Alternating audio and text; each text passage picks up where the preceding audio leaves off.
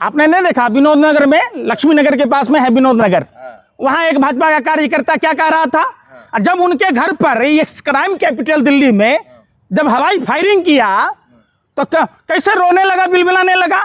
तो ऐसा करो, अनुभक्तों के लिए अगर आपको यही पैरामीटर देखना है तो आप बोर्ड लगा दो कि जो भाजपा के समर्थक हैं, जिनको मोदी जी पर भरोसा है, वो 5,000 नहीं 3,000 का ही सिलेंडर ले ले। आप डबल रेट में ही करके देख लो, एक भी कार्यकर्ता भाजपा का नहीं मिलेगा। ये तो आप जैसे लोगों ने एक सुनियोजित साजिश षड्यंत्र प्रयोग के तहत इस तरीके का दिखाकर, वीडियो दिखाकर लोगों को दिग्भ्रमित करने का काम करते हो। असली देशभक्त वही है जो आंख में आंख डालकर सरकार से, सत्ता से सवाल पूछता है। लेकिन पंकज जी, सवाल ये है कि अभी जो ये हालात पैदा हुए, मोदी जी कह रहे हैं कि भाई ये कुछ नहीं है, आपदा में हम लोग निपट लिए, तो क्या दिक्कत? कौन सा आपदा में निकल लिए भाई? कोरोना काल में तो कोरोना हमारे देश का बीमारी था क्या?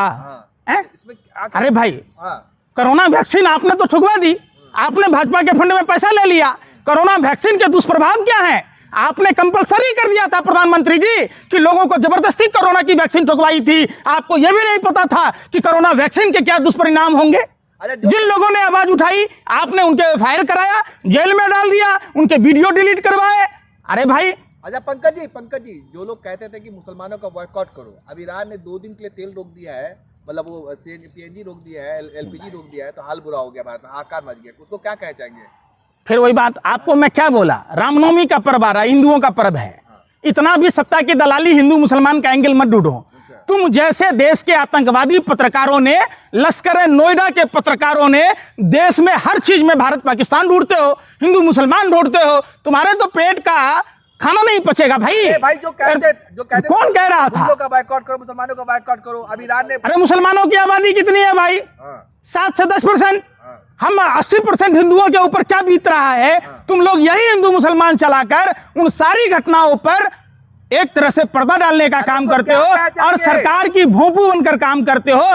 तो इसलिए पूछता है भारत, तुम पत्रकार कब सुधरोगे? ये थूकता है भारत। आपने नहीं देखा विनोद नगर में, लक्ष्मी नगर के पास में है विनोद नगर, वहां एक भाजपा का कार्यकर्ता क्या कह रहा था, जब उनके घर पर एक क्राइम कैपिटल दिल्ली में जब हवाई फायरिंग किया तो कैसे रोने लगा, बिलबिलाने लगा। तो ऐसा करो, अनुभक्तों के लिए अगर आपको यही पैरामीटर देखना है तो आप बोर्ड लगा दो कि जो भाजपा के समर्थक हैं, जिनको मोदी जी पर भरोसा है, वो 5,000 नहीं 3,000 का ही सिलेंडर ले ले। आप डबल रेट में ही करके देख लो, एक भी कार्यकर्ता भाजपा का नहीं मिलेगा। ये तो आप जैसे लोगों ने एक सुनियोजित साजिश षड्यंत्र प्रयोग के तहत इस तरीके का दिखाकर, वीडियो दिखाकर लोगों को दिग्भ्रमित करने का काम करते हो। असली देशभक्त वही है जो आंख में आंख डालकर सरकार से, सत्ता से सवाल पूछता है। लेकिन पंकज जी, सवाल ये है कि अभी जो ये हालात पैदा हुए, मोदी जी कह रहे हैं कि भाई ये कुछ नहीं है, आपदा में हम लोग निपट लिए, तो क्या दिक्कत? कौन सा आपदा में निकल लिए भाई? कोरोना काल में तो कोरोना हमारे देश का बीमारी था क्या? इसमें अरे भाई, कोरोना वैक्सीन आपने तो ठुकवा दी, आपने भाजपा के फंड में पैसा ले लिया। कोरोना वैक्सीन के दुष्प्रभाव क्या है? आपने कंपलसरी कर दिया था प्रधानमंत्री जी कि लोगों को जबरदस्ती कोरोना की वैक्सीन ठुकवाई थी। आपको यह भी नहीं पता था कि कोरोना वैक्सीन के क्या दुष्परिणाम होंगे। जिन लोगों ने आवाज उठाई, आपने उनके फायर कराया, जेल में डाल दिया, उनके वीडियो डिलीट करवाए।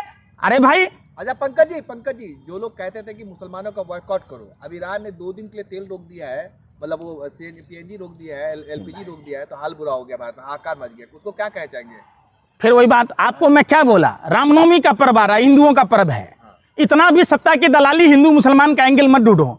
तुम जैसे देश के आतंकवादी पत्रकारों ने, लश्कर नोएडा के पत्रकारों ने देश में हर चीज में भारत पाकिस्तान ढूंढते हो, हिंदू मुसलमान ढूंढते हो। तुम्हारे तो पेट का खाना नहीं पचेगा भाई। भाई जो कहते कौन कह रहा था का बायकॉट करो, मुसलमानों का बायकॉट करो? अब ईरान ने, अरे मुसलमानों की आबादी कितनी है भाई?